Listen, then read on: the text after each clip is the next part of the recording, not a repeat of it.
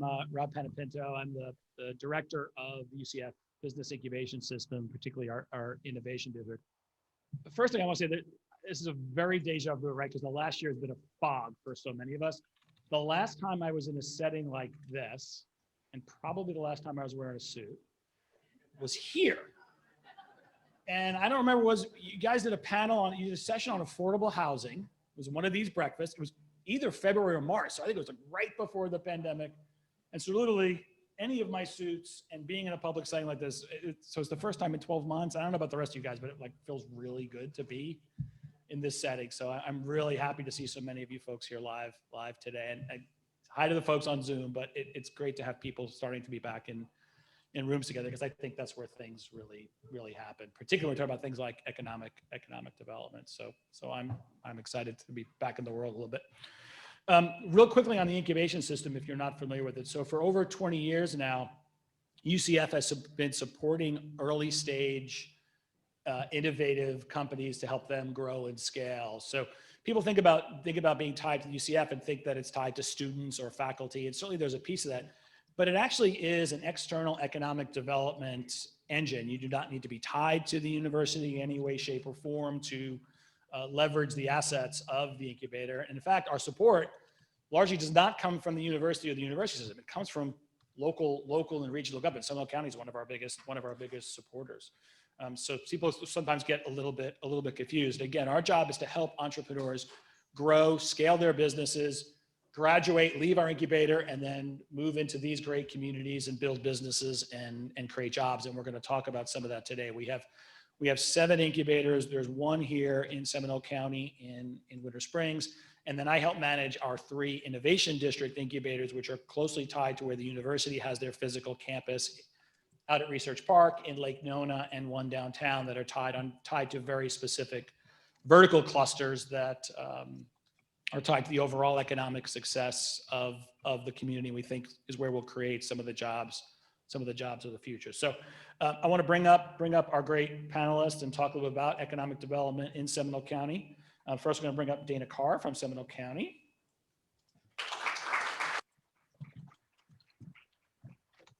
Tom Krueger from the city of Longwood. Tom Tomerlin from the city of Sanford. And Dean Fathelbab from Casselberry.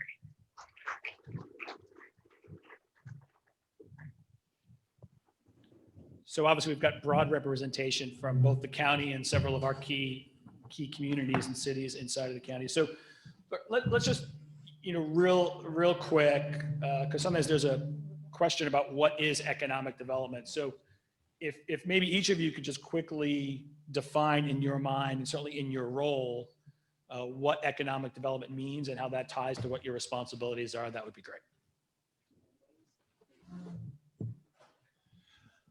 I'll go since Dana's a little nervous here. But anyhow, economic development is really about creating wealth in a community overall. I mean, and that really comes in a myriad of things that we're really responsible for as economic development professionals. And it's, most people think of it as just attracting new business, but it's also in the retention of those businesses. It develops and it involves the workforce of that business, helping them fill the ranks of their employment, their workforce, each individual business. It comes in marketing a city or community with that, and then gets involved with just assisting an ombudsman for those businesses, being a representative of those businesses to the city to those businesses, helping them with finance, helping them with questions they may have through regulation, helping them through the permitting process from start to finish. So it really involves all aspects. And the reason I got involved was because you're involved with absolutely every aspect of a myriad of businesses throughout a community. And it is an exciting part, I think, of the business. We actually are the group that when the government comes and says we're here to help you, we are the ones, probably the only ones here to help you. We literally are that. And as we go on with further discussion, I think we can become aware of what our role really is. Thanks, Tom. Rob, thank you for wrapping each one of our mics. Appreciate that. I'm really thrilled to be back at the City of Lake Mary. I see Mayor Mueller in the back. And economic development, what is it? I think the most basic definition is how do you grow your local economy, right? And we know the economy is what really drives quality of life in a community. And Seminole County's such a good track record, right? I think of economic development as a stovetop, 4 burners. Tom just mentioned it. Grow what you have, keep what you have, try to attract from the outside, and do what you can for workforce development. Why workforce development? Because that's the #1 thing any firm needs. They need the talent to get their job done. So with that, I'll pass it on to one of the other 2 panelists. Yeah, so just to build off both Tom's and what their response was, I think economic development is less of an endpoint and more of this evolutionary timeline that's really hallmarked by our successes, ideally. Landing new businesses in our community, it really is this myriad of activities and strategies and tactics to help grow local opportunities for investors, developers. The job growth obviously is a very big component of that. One of the biggest things obviously that businesses come to us for, or businesses in general, what they need is access to capital and access to skilled labor. So there's lots of textbooks of what economic development is. You can talk to 4 different people and get 4 different answers. But as Tom Krueger said, we really are here to assist the community get through the process, through the regulations, so they can open up business and be successful in our communities. And I agree with what they've been saying about economic development and going back to the workforce. I work very closely with all the schools, whether it's the K through 12 in Seminole County, the colleges, universities, and then we work with businesses. We kind of bring everything together to make sure that we have the workforce that we need here. And any kind of resources that the businesses need, we're here. Yeah, the economy is everything combined with what they've said, infrastructure, the parks. We live where we live because we like that area, and it's a mixture of everything. Thank you. Thanks, Dana. Well, one thing I might add though is Yeah. is what his outfit does at UCF with this incubator is really special because I talked about this 4-burner stove. Basically, he helps grow from within, right? But then he also helps expand from within, right? So he's hitting 2 of those burners right at once, right? He's turning them up to a hot level, and so that's tremendous. And also Dana Carr's leadership at the county has been terrific in trying to get this economic development committee out into the community more like this. So I did want to give her special thanks on that. Yeah, I mean, actually, this happened because we had a similar, more internal session about, I guess, about a month ago, and said, why don't we do this to a broader audience? Because I do think it's a great conversation to have. So, a lot of times when you hear about economic development, it's about the big company moving in, and Seminole County's had some really nice stories in that regard the last few years. I'm curious, how much of your time is focused on that bringing the big dog, bringing the big companies in? Are there specific verticals or types of companies that you're looking for? And I'm curious too, sort of coming out of the pandemic, we do hear a lot of stories about, all these companies that are supposedly leaving California and New York, and they're all coming down here. I will say, I don't think we've necessarily seen that in Central Florida specifically, but I am curious if you're at least starting to see some activity around that as well. And whoever wants to start. I spent about 0 time looking for those, Rob, to be honest with you. And I say, however, I'll say it as formerly I was involved with a multinational corporation involved with North American production. We developed 7 different facilities across Canada and US. I can tell you for sure that no one knew what we were doing when we were doing it, and probably would have been a tremendous waste of time coming to us at those times. However, I also say that in that we do work with the OEP. Usually when you're a large corporation and you're looking, or even a small one, maybe you're a district office looking to do manufacturing here now, as we were at that time, going back about 20 years ago, we do then, do our homework. We know what area we want to go into. We know the attitude of the cities towards business and in the counties. We study the commissioning and councils of those cities, to be really frank with you. the permitting process. We understand the transportation, but more often than not, it's looking at labor costs, transportation, utility costs are really the key things we look at. And so when as an economic development, I look to do those things that put us in a position to be attractive to those companies. And when you do that, that's probably the best thing you could do at that point until you can get some insight into maybe them moving into, from the OEP or maybe at a trade show or something of that nature. Yeah, just to build on that, much like Mr. Krueger, we don't spend much time trying to attract these large corporations to Casselberry. We find that we are a great destination for local and small businesses, medium-sized businesses as well. When it comes to build on what Tom was saying also, really, improving and kind of aligning those intangible and tangible aspects of the city's infrastructure, its perception is really that big intangible. And it goes to how are you viewed? Are you business friendly? Are you a great place to live, work, and play? All of those things really are defining characteristics when a business decides to choose your community to locate. And really on our side is making those improvements or making those alignments to make sure that we do have that quality perception out there. And the regulations are in place to make it swift and efficient for people to come into the process and exit successfully. Let me add to that part too. Also, Rob, is that we are seeing those type of movements of businesses coming into the community. We are working right now, although we're not permitted to discuss a lot of those moves because of different agreements we have with companies, but we are seeing a couple companies move from the west into Longwood, which will probably be about 200 to 300 employees. And then we are seeing another company move from China, reshore their manufacturing here in Longwood we're working with. So yeah, we are seeing those kind of activities going on, to be honest with you. That's great. Yeah, I'll just wrap up. I don't know about Dean, Dana, and Tom. I'll just refer to them collectively as DDT. I have been fortunate to be on a team that landed some of those type whale projects.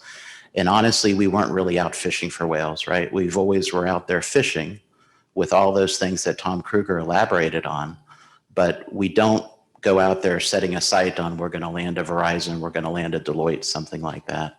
The critical thing is building that foundation, that economic development foundation, that you're open for business, that you could streamline things, and that we want you here, right? We want to see you grow here. And then you have to do the homework, right? You have to make sure that they can find the talent they need. So back again to education. John Gillen gave us the opening this morning, and having that college and its ability, a single county serving college in Seminole County is pretty special, especially for the geographic size of this county. And that's a special attribute that we can bring to the table. I saw firsthand with Verizon how they were able to adapt and offer some certificate programs to meet the needs of their accounting needs. So I think I'm shut up. Oh, no, thank you. I'm good. All right. Dan, I know you look at it a little differently from a county perspective. And Alan is saying, I think for Zoom, if you guys just make sure you keep the mic a little closer to your mouth so they can hear you on the virtual. And with our partnership with Orlando Economic Partnerships. Closer? Oh my gosh. Okay. We partner with them closely. They do a lot of our marketing. So they will advertise in different areas that they do it for all of the region. They have 2 projects that we're working on now. We can't disclose a lot of the information. One of them is in the city of Sanford.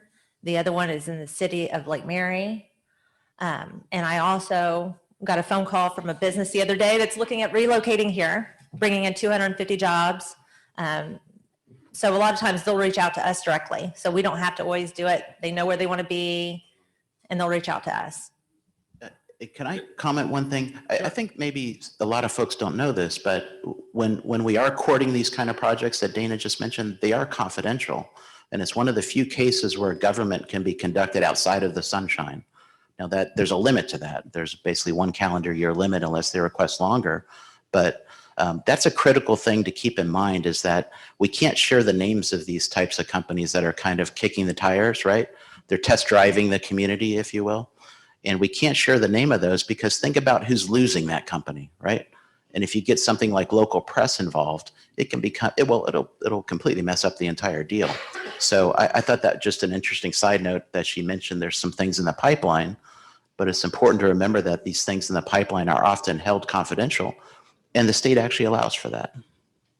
So let's flip sort of to the other side of economic development, which I think will be particularly of interest to the group here. And some of you folks have already touched on it when you've said, hey, we're the part of government that's here to help you. So for the local businesses that are here, right? Because I think you do grow an economy by bringing folks in, but I think you really grow it by growing and making things easier for the organizations that are here and helping them grow and scale and create their jobs in our community. So talk a little bit about your efforts there, maybe individual programs in your communities that the business owners in the room should be aware of. Because I think a lot of times the existing business owners, as they're growing, they're not necessarily aware of what any community might be able to offer them in terms of support. So you guys can touch on that. We all, Go ahead. go ahead. All right. Well, I was just going to say, I'm going to say the least about this because I believe Tom Krueger and what he's doing in Longwood is a real leader with when it comes to business retention and expansion. But the levers and pulleys that you need to heat up those two burners, right? Retain and expand. The levers and pulleys that need to get pulled there is different across every community, right? And I'm 60 days into the new job. I'm looking to see if City Manager Bonaparte, if he's saying, "Oh, okay, all right," I think he's giving me kind of a smile. All right, so that's good. So those are the kind of things that those levers and pulleys of what you can do to retain what you have and grow what you have are complex. And one of the first things to do is just to figure out how they're doing. And with that, I'm going to try to let Tom follow up with that. I think the greatest tool we have to assist businesses is sometimes the things that businesses are more reluctant to engage with. I mean, I came here 7 years ago and from Ohio. And at that point, if I picked up a phone to call a business, I was usually in the door within a half hour at the most, because they understood the relationship between economic development and businesses and how we're there to assist and develop programs for them to work through. It's been very difficult down here to do that as it was. And I communicated with, at that time, Bob and Tom as we came together, and they found somewhat the same. And probably one of the greatest things that Chamber can help us with is just voice that actually in economic development, to develop the programs necessary to help businesses within a community. Sometimes we have to know what those issues are with the businesses and how we can assist them. And the business retention expansion surveys are really geared to do that. We sit down with them, we understand their employment, we understand their problems, what keeps them up at night, how can we develop programs, what can we bring back to our city to say, here's what we need to do better, at least in what we control, in assisting these businesses to flourish and grow and expand. There's probably a numerous means of ability we have, networking through contacts we have to assist the business in expansion. And I will just, as an aside with that, is that if you ever get in the Site Selector magazine, one of the things you find year after year after year is that there are several states that put BR&Es ahead of everything that they do. And those states are Texas, Ohio, the Carolinas, and historically Florida's been at the bottom of even Southeast United States of getting that done. And when we look at expansion of businesses, new employees coming and all that, I think one of the greatest tools and one of the discoveries we can make, and we're trying to push that, is to get involved with our businesses more in that program, because I think that's a key, because the size of the states, there's no reason why we can't be leading the nation in that type of thing. And I really feel that's part of what we should be doing. Ohio actually pays economic development organizations for every BRE they do for a business, because they think it's that important. And yet in Texas, likewise. So I think that's the greatest tool I think we have, that we can design programs to help the businesses even more and understand where their needs are. Thank you, Tom. Dana? So through the Chamber, we have created the Business Showcase resource. It's an event that happens once a year. It's where we bring all of the contacts together. There's a lot of different resources that is available at no cost or very little cost to businesses. Amy Kirkland with Seminole State College Center for Business Development, she's the one that leads that. Rafael Camano, he's part of it. All of us, we're all part of it. And we bring in a lot of different people.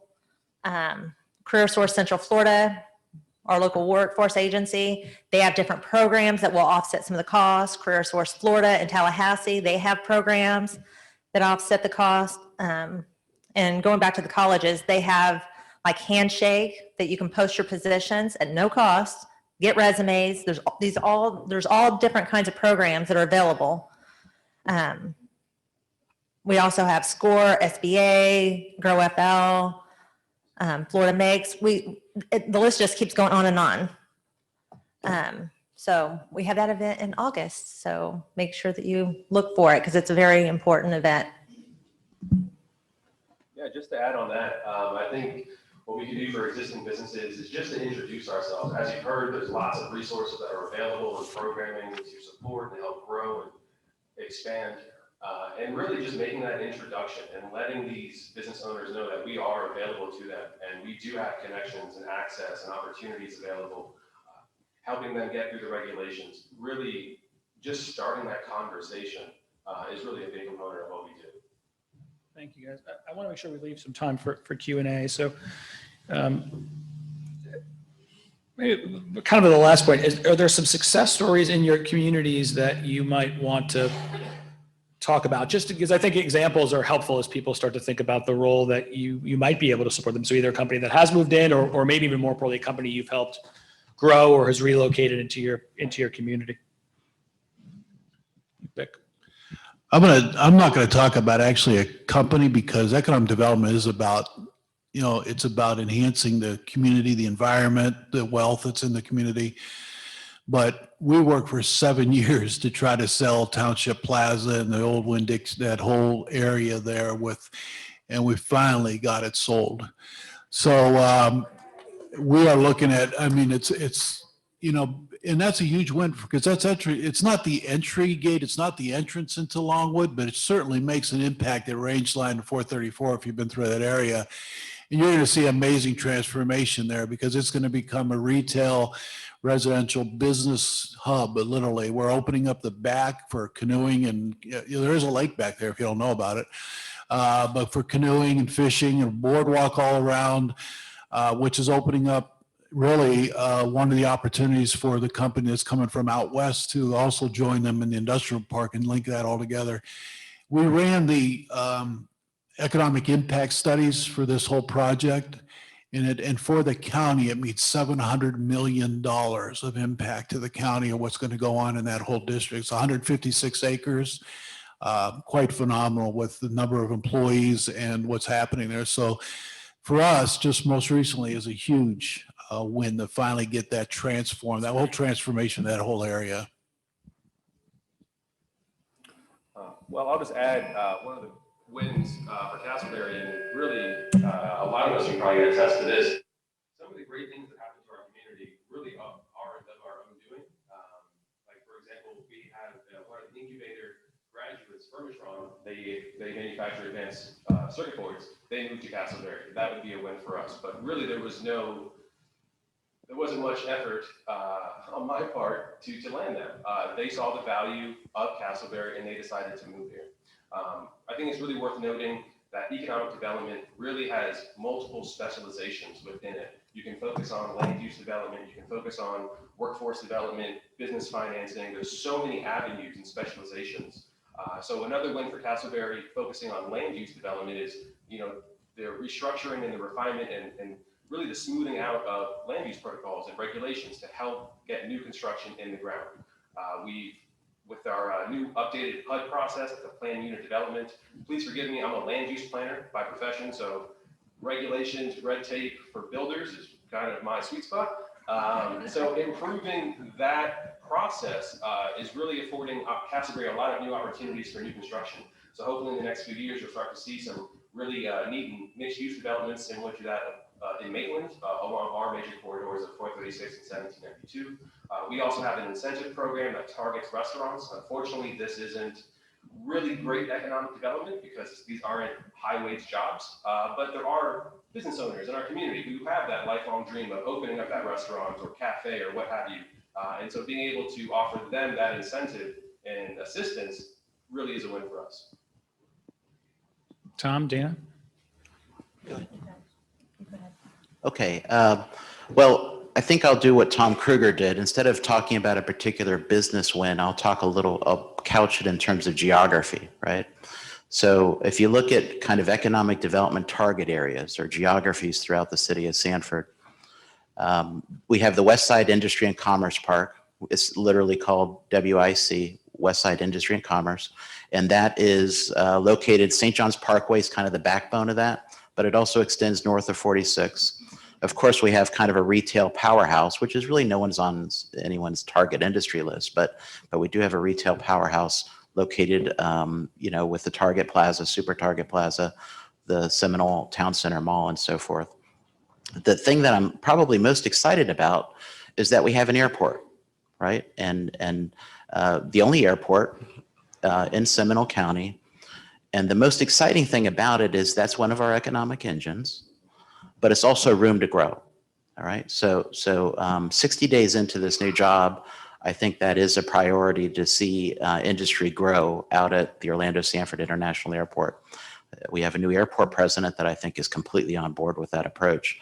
Let's get non-residential commercial uses planted at that airport and try to duplicate some of the success we've had in the West Side Industry and Commerce out towards the Orlando Sanford International Airport. And then I'll just close with one thing. Dean ought not to apologize about being a land use planner, because that's one thing economic developers always kind of stumble on, is we say, oh yeah, come, you immediately, we want you to open this thing. Well, then you talk to the planners, right? Well, it's not the right land use. It's not the right zoning. So having someone that has that knowledge beforehand, like Dean, is a really valuable asset. So I don't think he ought to apologize for that. And we'll teach him up really good on economic I don't know if development. there's any lobbyists in the room, so lobbyists won't like this comment, but actually I also think that might help. You guys can actually be very helpful in maybe saving some lobbying costs, right? Because change of land use tends to involve a rather lengthy and expensive process. So having that conversation up front actually is a huge savings potentially for the business owner. Dana, and then we'll open it up to a question. I think a personal win that we've had for all of Seminole County is the small business grant that we had, the CARES grant. There was over $12 million that was spent on local businesses. We spent 6 months working diligently. We had some of our partners, UCF Incubator, they gave us Raphael Raphael was offering himself. Amy Kirkland, she helped. She also helped with P&L statements. A lot of businesses didn't understand how to put those together. We worked together tightly, all of us, to get this done, to get that money out quickly. And just knowing that we can all come together, work very closely. Nobody felt like anything was beneath them. Everybody was willing to take phone calls, do whatever they needed to do to get it done. I think that was a huge win. So actually, I want to thank you for your answer there, because I think you're right. One of the things we do tend to focus sometimes on economic development about the actual company or the number of jobs, but it is a lot of the changes in infrastructure and sense of place that actually make the community something that someone wants to move into, right? We talk often about arts and green space and parks, and all of that are huge drivers for economic development because they become places that people want to live and work and build their businesses. So I appreciate that all of you brought that up. Are there any questions from the audience? We have time for, I think, a couple. Yeah, go. So, good morning. I have a question regarding the grade schools as far as developing programs for these businesses. And you mentioned obviously that it's really important for government to be introduced to the businesses for their issues. So how is that process going to work? Are you lots of times a business will get their tax bill, get whatever, but they don't really engage with once they're at their business was open. Is there plans for like doing a survey to the different businesses in your local communities as to what their needs are, what they would like to see? How is that going to flow with getting that information out to the business? So it's just in case, because there's no mics there. So just in case anyone didn't hear that, I can't repeat all of it. But basically the question, the premise there was, what can these cities do to make sure there's better communication? What tools to make sure that businesses have the opportunity to communicate what their needs may be to the different county and city governments? Okay. Yeah, I'll take a first stab at this. And thank you for the question. I think of the Chamber of Commerce as kind of the and economic development being on the same coin, but it's the flip side of the coin.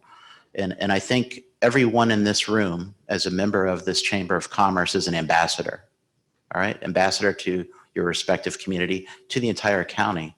And I would certainly hope, and I would invite you all, the cities that are reflected up here, the city of Sanford, Longwood, and Casselberry, as well as overall Seminole County with Dana, we are kind of meant to do that, right? This is kind of our job, is to try to be the starting point for inquiries that lead into the city and government structure, which is, you know, a lot of rabbit trails that you can go down, but we are the point of contact. So I would answer that. Tom has a very strong BR&E, Business Retention Expansion Program in Longwood. We're going to build up one and machine one up in Sanford from the ground up. But I would kind of, I hate to kind of throw it back on you, but I would hope any of you, if you heard of someone having a problem in the city of Sanford, just approach me, come talk to me about it. You guys are all ambassadors. And so I said that flip side to the same coin. Yeah, just to answer that, we already are doing that. That's not something we are going to do. We are doing it. We've been doing it. It's been in process. A lot of it is we pick the phone up and call the businesses directly. And we have a list of, for us, probably about 1,500 companies. So we don't go through them in an annual type thing. We just hit the larger employees. We hit the ones that are moving on, you know, the next stage, next gen types of businesses that are coming on board. And we really want to get face to face. And of course, most recently with the last year, that's been a little difficult. So we have done several surveys throughout the whole year, just picking up information. One of the things that needs to happen for us to get that information is them to answer the survey and to pick up their phone when we call. But we do that regularly. You know, we usually have a goal of trying to get out and doing 4 to 5 BRDs every month and just add to that list of information that we have that now structure programs for them. Yeah, I'm with them. We've done these for years. We've had discussions, we've done surveys, we've had lengthy surveys, we've had small surveys. A lot of times whenever we're just at one of these events and we have a conversation with you, we're kind of asking you key questions sometimes that is maybe a 5 to 8 question survey that we'll go back and we'll write those answers down and we'll record it. And a lot of times you may not know that you have an issue until we have that conversation. Conversations are very important to have. You don't know what you don't know until you find out about it, right? So we're here to help with anything that you need. I would just add to that, you know, 2020, if you have a question, what's the first resource you look to answer that question? It's Google. So it's really incumbent upon us as professionals and representatives of our city to have that online footprint.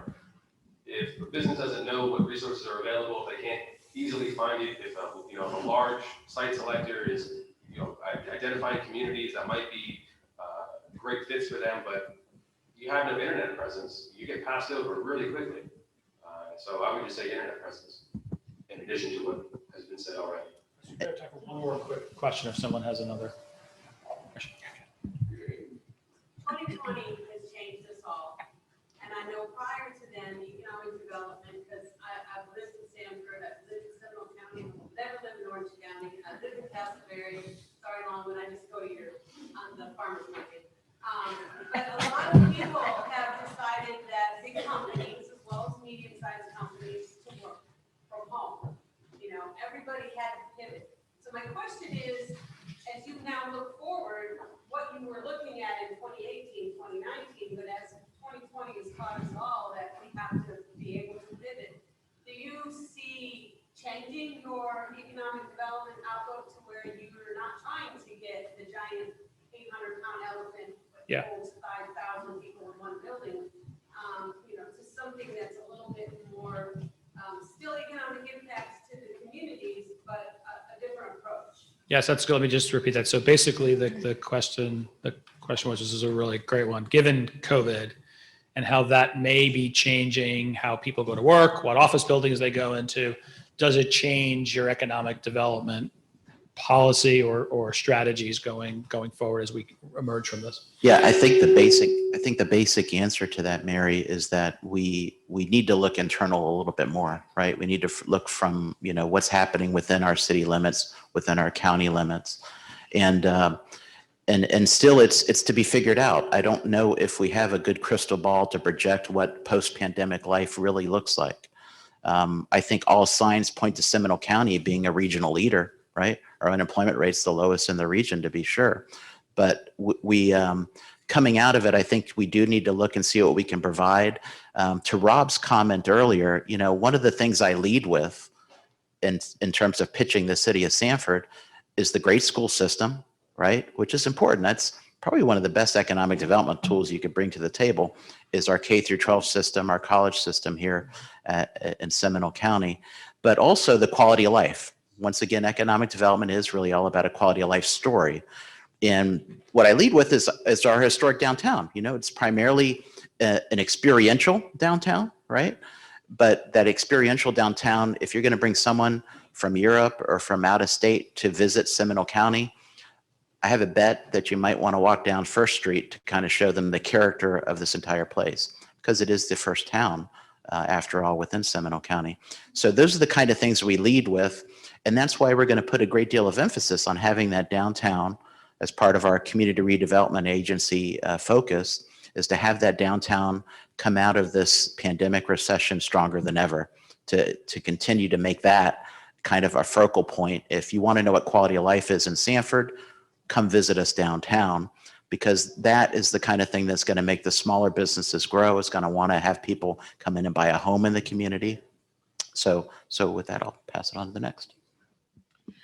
Yeah, I think I agree with Tom. So I think with the jury's still out of how it's all going to play out, but we are finding that in certain types of industries, working from home is not as has become maybe the standard, and maybe will be the standard for some.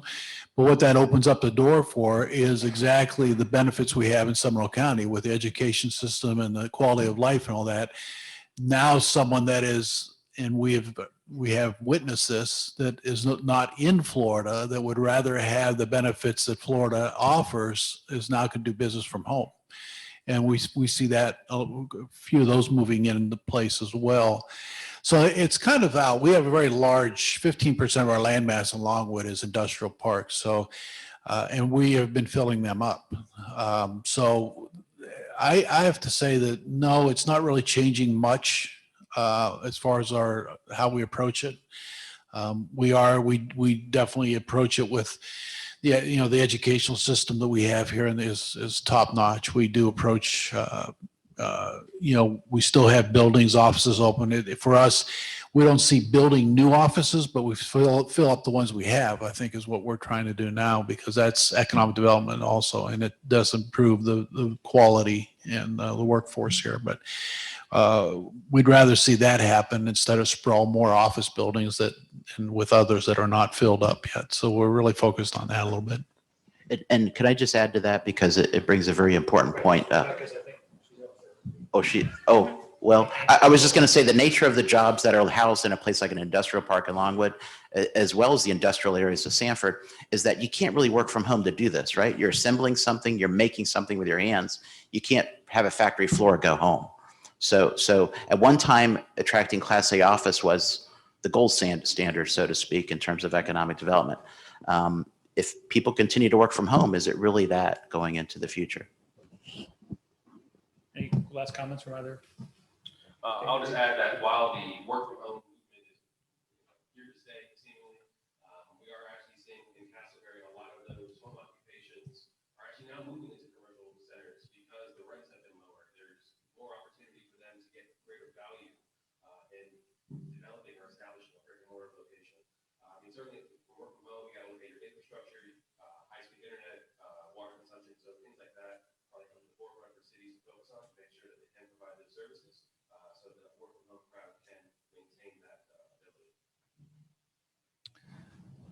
You good? I'm good. I want to thank our panel this morning. Hopefully you all learned something.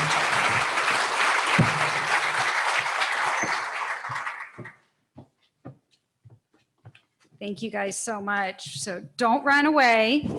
We've got a great door prize this morning.